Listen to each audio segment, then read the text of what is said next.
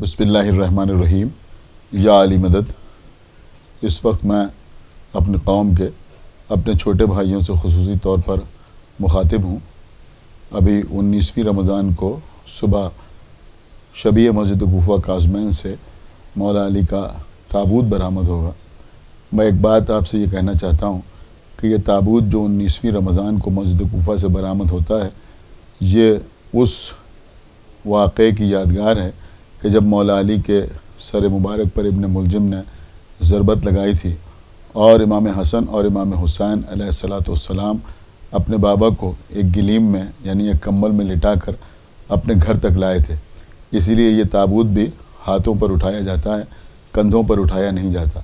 तो ताबूत में शामिल नौजवानों से मैं ख़ास तौर पर यह अपील करना चाहता हूँ, ये दरख्वास्त करना चाहता हूँ, ये गुजारिश करना चाहता हूँ अहले बैत अतहार के वसीले से कि वो ताबूत में कोई ऐसा काम ना करें जिसकी वजह से ताबूत का एहतराम ख़तरे में पड़े या उनके बोसा देने की वजह से कोई दूसरा शख्स ताबूत को बोसा ना दे सके। जो लोग ताबूत लेके चलते हैं उनको आराम से ताबूत लेके चलने दें और कोई ऐसा काम ना करें कि जिससे एहतराम में खलल पड़े, इसलिए कि हमारे मज़हब का दारो मदार ताज़ीम के ऊपर है और शार-ए-अल्लाह की ताज़ीम हमारे ऊपर कुरान में और अहादीस मासूमीन के ज़रिए से वाजिब करार दी गई है।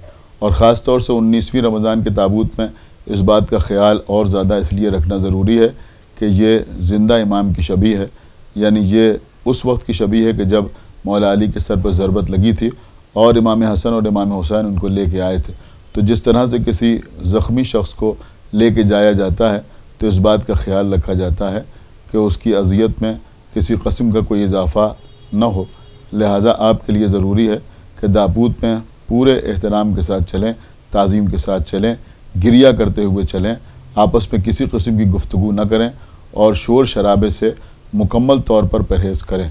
और इसी के साथ साथ 21वीं रमज़ान को जो ताबूत निकलता है उसमें भी इन तमाम बातों का ख्याल रखें ताकि दूसरों के सामने कौम की किसी किस्म की कोई बेइज्जती न होने पाए। मैं अहले बैत अतहार के वसीले से आपसे ये अपील कर रहा हूँ और मैं समझता हूँ कि आप इस पर अमल करेंगे और इसकी जज़ा बीबी फ़ातिमा ज़हरा सलावतुल्लाह सलामु अलैहा और दीगर मासूमीन से आपको हासिल होगी।